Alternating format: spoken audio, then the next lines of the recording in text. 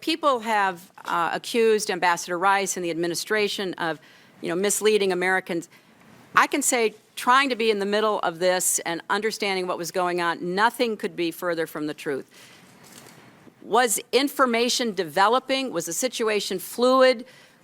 Would we reach conclusions later that weren't reached initially? And I appreciate the— Madam Secretary, do you disagree with me that a simple phone call to those evacuees to determine what happened wouldn't have ascertained immediately that there was no protest?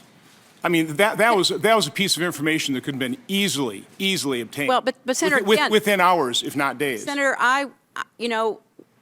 when you're in these positions, the last thing you want to do is interfere with any other process going I on.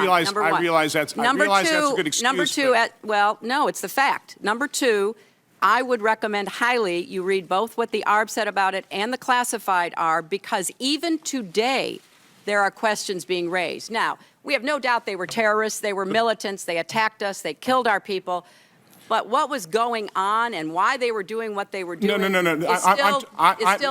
Again, we were misled that there were supposedly protests and then something sprang out of that, an assault sprang out of that. And that was easily ascertained that was not the fact. And the American people could have known that within days, and they didn't know that. With all due respect, the fact is we had 4 dead Americans. Was it because of a protest, or was it because of guys out for a walk one night who decided they'd go kill some Americans?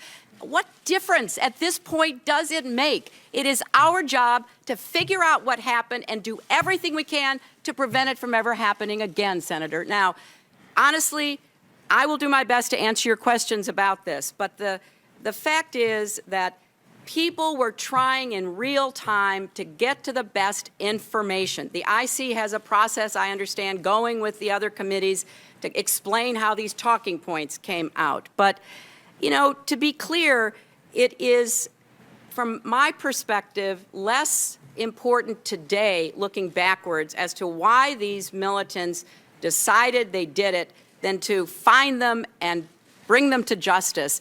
And then maybe we'll figure out what was going on in the meantime.